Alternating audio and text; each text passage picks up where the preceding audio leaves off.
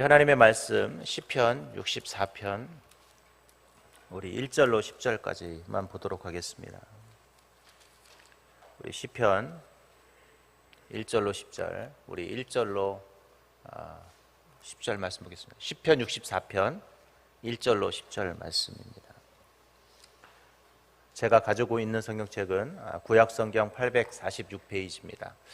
우리 시편 64편 1절로 10절 같이 한번 읽겠습니다. 하나님이여, 내가 근심하는 소리를 들으시고 원수의 두려움에서 나의 생명을 보존하소서. 주는 악을 꾀하는 자들의 음모에서 나를 숨겨주시고 악을 행하는 자들의 소동에서 나를 감추어 주소서. 그들이 칼같이 자기 혀를 연마하여 화살같이 독한 말로 겨누고 숨은 곳에서 온전한 자를 쏘며 갑자기 쏘고 두려워하지 아니하도다. 그들은 악한 목적으로 서로 격려하며 남몰래 올무놓기를 함께 의논하고 하는 말이 누가 우리를 보리오 하며, 그들은 죄악을 꾸미며 이르기를 우리가 묘책을 찾았다 하나니 각 사람의 속과 마음도.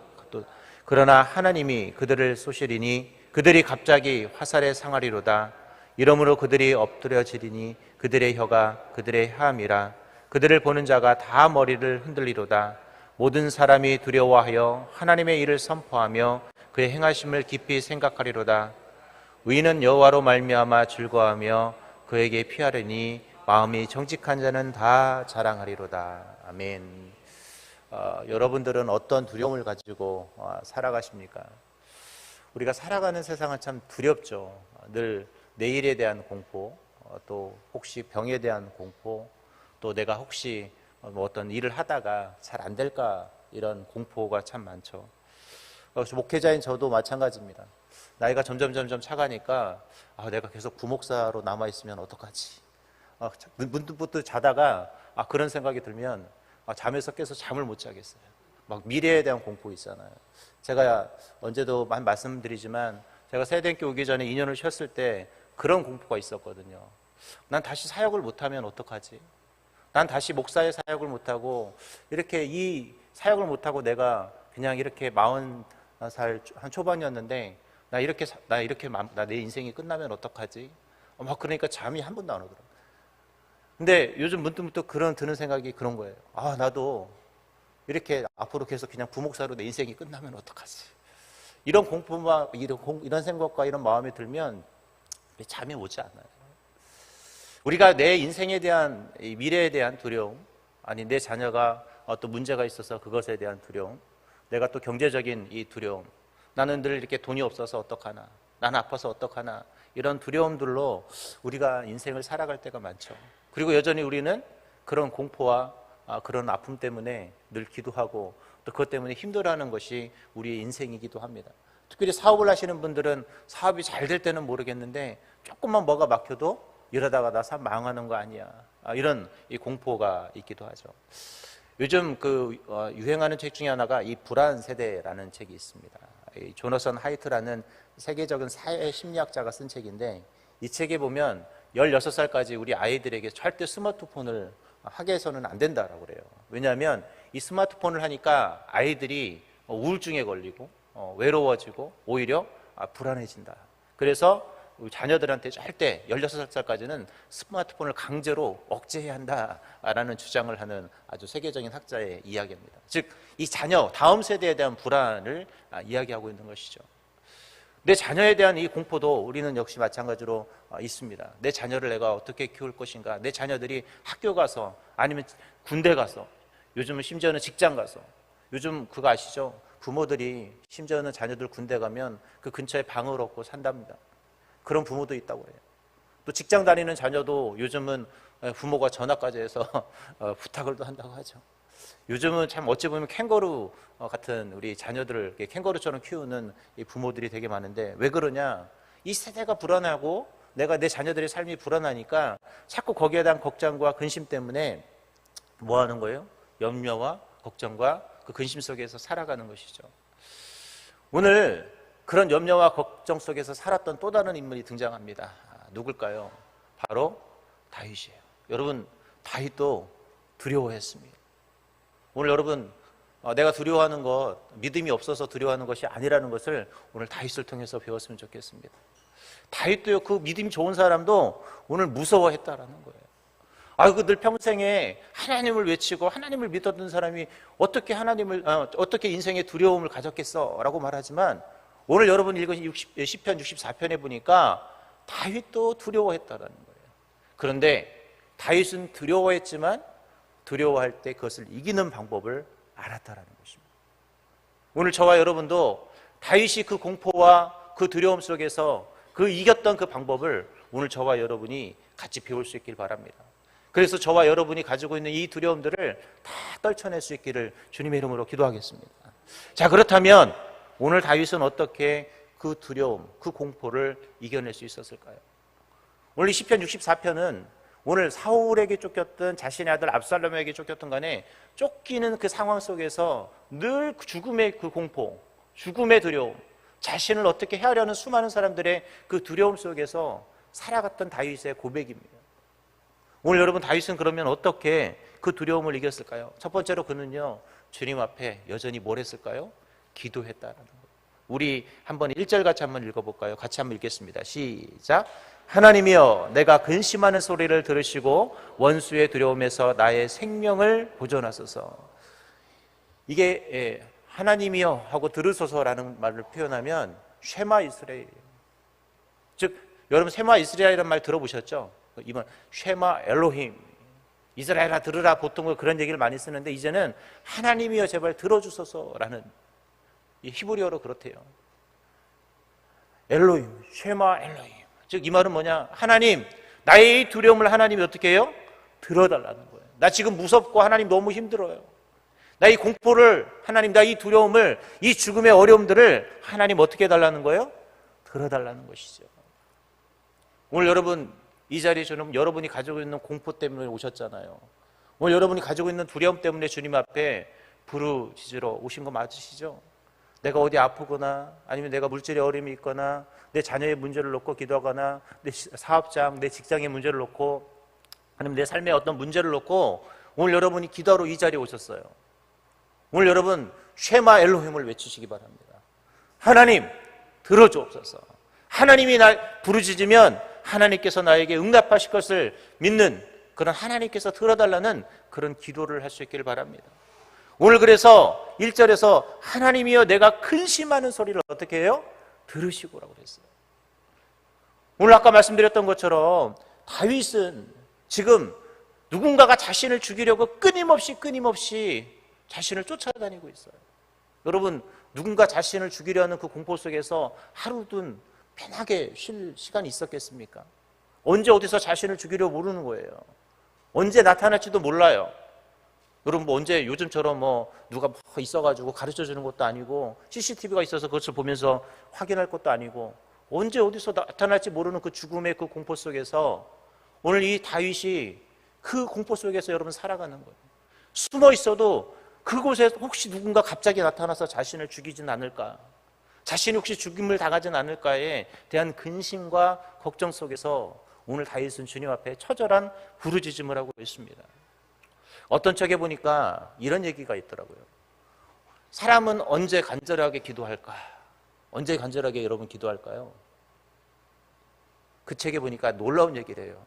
내가 아무것도 할 수 없어서 기도밖에 할 수 없을 때 간절해진다는 거예요.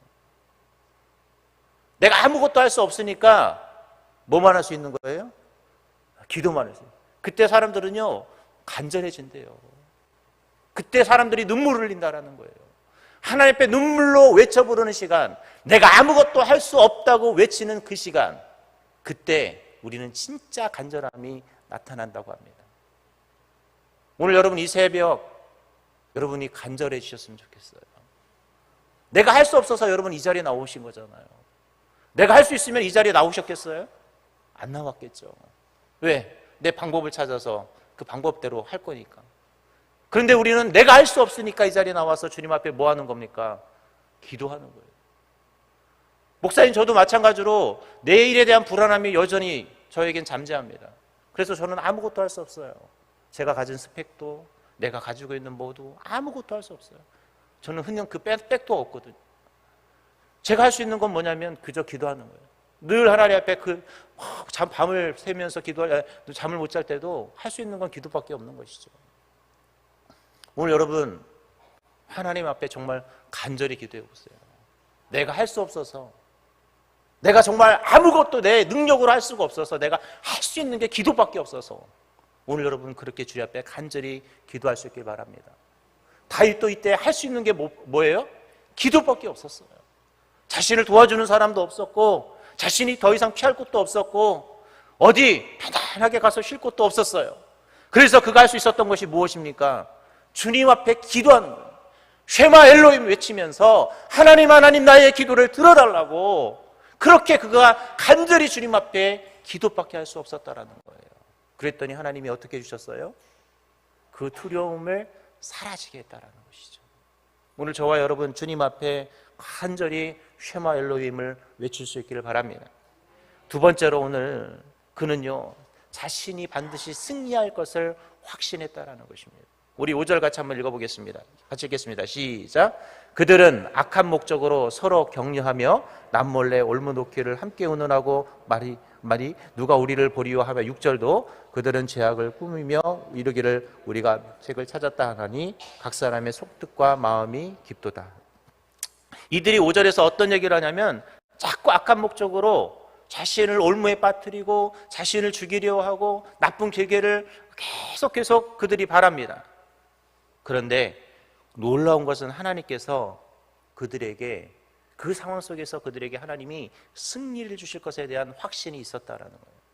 자신을 힘들게 하고 자신을 어떻게 하면 올무에 넣을까, 어떻게 하면 자신들이 이 다윗을 죽일까에 대한 이런 모략들을 할 때도 이 다윗은 알고 있었어요. 하나님이 그 속에서 무엇을 하실 것이다?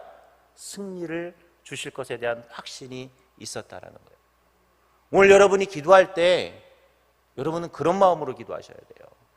하나님이 오늘 내가 부르짖으면, 내가 오늘 승리의 확신을 가지고 주님 앞에 기도하면 쉐마 엘로힘이 되시는 거예요. 하나님이 어떻게 하신다? 들어주신다. 하나님이 반드시 내 기도 가운데 응답하실 것이고 하나님이 승리를 주실 것에 대한 확신이 있어야 한다는 거예요. 그러니까 다윗이 그 어려움 속에서, 그 두려움 속에서 뭘 할 수 있었습니까? 기도를 할 수 있었던 거예요. 늘 그는 그 공포 속에서도 그 공포를 이겨낼 수 있었던 가장 좋은 방법은 뭐냐면 하나님이 언젠가 이 상황 속에서 나를 끄집어내 주실 것이고 반드시 하나님이 이곳에서 나의 그 악한 사람들의 괴교를 다 물리치시고 승리할 수 있도록 도와주실 것이다. 여러분, 마지막에 웃는 자가 어떤 사람일까요? 최고의 승자입니다. 제가 늘 말씀드리잖아요. 드라마 보면 참 주인공 참 슬퍼요. 왜 슬프다고 그랬죠? 예를 들어서 16회까지 있으면 1회부터 15회까지는 주인공이 그렇게 고난을 당해요. 왜 이렇게 맨날 마지막 거의 끝까지 주인공은 괴로운지 모르겠어요. 근데 주인공이 언제 반짝하죠? 마지막 회. 주인공이 마지막 반짝하는 거는 딱 한 번이에요. 한 번. 그래서 주인공인 거예요. 1회부터 밝았으면 얼마나 좋았겠습니까? 근데 여러분, 주인공은 마지막에 웃는 사람이라는 것이죠. 마지막에 승리할 수 있는 사람, 그게 누굽니까? 바로 저와 여러분이 되어야 한다는 것이죠. 다윗은 마지막에 자신이 웃을 것을 확신했습니다. 왜요? 하나님이 승리를 주실 것을 확신했기 때문에. 그들의 모든 악한 계기를 깨뜨리고 승리케 해주실 이는 하나님이라는 사실을 그는 확신했기 때문에 그는 어떻게 했어요? 믿음으로 그 길을 걸어갈 수 있었다는 것이죠. 세 번째로 오늘 그가 어떻게 그 두려움을 이겨낼 수 있었을까요? 그것은 바로 하나님께서 그와 함께 행하실 것을 그는 기억했다라는 것입니다. 우리 9절 같이 한번 읽어보겠습니다. 9절 읽겠습니다. 시작. 모든 사람이 두려워하여 하나님의 일을 선포하며 그의 행하심을 깊이 생각하려는 거예요. 다윗은 하나님이 어떻게 행하실 것인가를 생각하고 깊이 생각했다라는 것이죠. 즉, 이 말은 하나님이 늘 그와 함께 하실 것을 생각하는 믿음이 그에게 있었다라는 것입니다. 오늘 여러분 기도할 때 여러분과 항상 함께 하시는 분이 누굽니까? 하나님이세요. 제가 언제도 한번 말씀을 드렸는데 제가 예전에 시골에 있을 때 이 할머니하고 장을 보러 가면 여러분도 아시잖아요. 옛날에 그 시골에 장 보러 가면 할머니가 장에 가면 장만 보고 오시는 곳이 아니에요. 장날에 뭐도 하세요? 그동안 안 했던 머리도 빡 볶으셔야 되고 또 여러 가지 뭐 물건도 사야 되고 사람들 만나고 그러면 아침에 갔다가 저녁에 와요. 지금이야 이렇게 좋은 조명들이 많아서 어둡진 않은데 제가 있을 때마다 기억나는 게 그 동네 이 버스가 안에까지 들어가면 좋은데 참 몇 킬로 떨어진 곳에 차가 저희를 내려줘요. 그런데 그 가는 길이요 어두워요. 근데 이 시골의 특징이 하나 뭐냐면 이 전라도인데 거기에는 이 중간중간에 뭐가 있냐면 묘가 많아요. 여러분 6살, 7살짜리가 여러분 그 유지를 지나갈 때 눈 펑펑 내리는 그 겨울에 하얀 그 겨울에 여러분 눈이 펑펑 쏟아지고 이 묘가 한두 개가 있는 것도 아니고 갈 때마다 묘가 있는데 그것을 지나갈 때 여러분 얼마나 무서운지 몰라요. 그럼 제가 하는 것이 뭔지 아세요? 할머니 바지가랑이를 콕 잡고 눈 감고 갑니다. 우리 할머니 얼마나 힘들었는지 몰라요. 왜냐하면 머리에는 그 산 짐 이거를 머리에 이고 또 여기는 손잡고 가도 불편해 죽겠는데 꼭 메어서 가니 할머니가 얼마나 힘들었겠어요. 지금 생각하면 참 근데 제가 왜 그랬어요? 두려운 거예요. 근데 두렵지만 두려움 속에서도 뭔가 편안해요. 왜요? 할머니가 있으니까. 할머니 바지가랑이를 붙들으니까. 여러분 그렇습니다. 오늘 여러분이 기도할 때 하나님이 저와 여러분을 붙들어 주실 것이고 여러분이 하나님을 붙들면 그 두려움이 어떻게 될까요? 다 사라지게 되어 있습니다. 오늘 여러분 이 자리는 여러분이 가지고 나온 두려움들을 내려놓는 자리입니다. 오늘 여러분이 어떤 삶에 두려움이 있고 자녀에 대한 두려움이 있고 물질에 대한 두려움이 있고 직장과 사업장에 어떤 어려움, 두려움들이 있다면 그것을 주님 앞에 내놓고 함께 하실 하나님, 나를 붙들어 주실 그 하나님을 믿으며 오늘 여러분이 그 두려움을 이겨낼 수 있길 바랍니다. 이제 말씀을 맺도록 하겠습니다. 오늘 다윗은 끝없는 죽음의 공포 속에서 두려움 속에서 인생을 살아야 했어요. 정말 그는 그냥 두려움이 아니라 자신을 누군가가 죽이려고 언제 닥칠지 모르는 그 두려움 속에서 그는 생활했지만 그 공포를 이길 수 있었던 것은 뭐냐? 바로 하나님께 기도하고 그는 늘 승리를 확신했고 하나님이 그와 함께 하실 것에 대한 확신 속에서 그 두려움을 이겨냈습니다. 오늘 여러분이 이 자리가 그 두려움을 이겨낼 수 있는 자리가 되길 바랍니다. 하나님이 내가 하나님께 기도하면 내가 내 승리를 확신하면 하나님께 나와 함께 하신다는 이 사실을 확신하면 내 속에 있는 두려움도 다 사라지겠지. 오늘 그런 믿음으로 열심히 주 앞에 기도하는 그런 복된 기도의 시간이 되기를 주님의 이름으로 기도하겠습니다.